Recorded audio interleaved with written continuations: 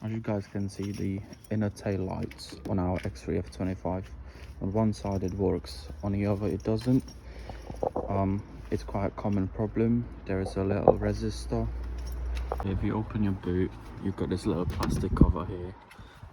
You can normally just open it with your hand, like so.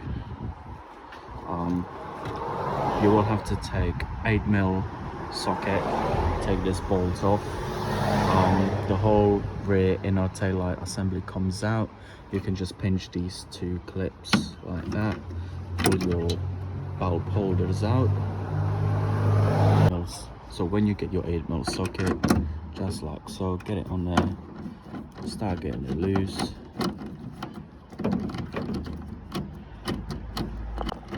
Once near loose, the whole thing comes off like so.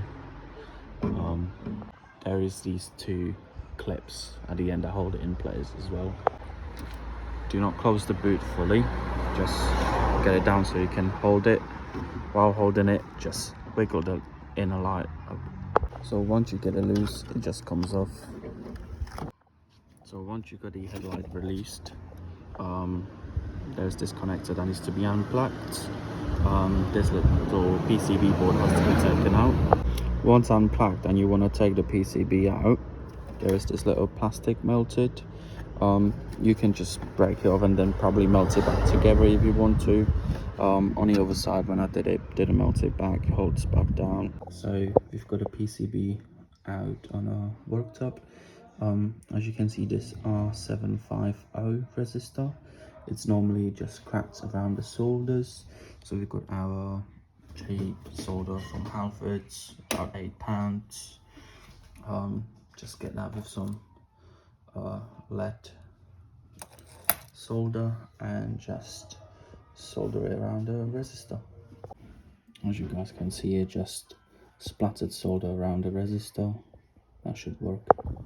So once it's resoldered, as you guys can see, just slide it back in. It's not fully slidden in yet. I have to push it in through this because I didn't take it all the way off, because this one came out actually quite easily.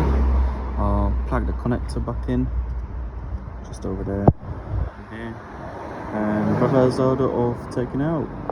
When putting it back in, remember to put these side holders or clips on first, like so. Slide them on and take your nut with the plastic on it, slide it on there and do it up tight, and it'll go into place. So as you guys can see, both the inner lights are working now with the outside lights. No coding is required. It's literally just solder the resistor to help it because it breaks. The LED parts work as normal, no need to replace. On a quick note, if the lights don't work, you will not get error message on your screen.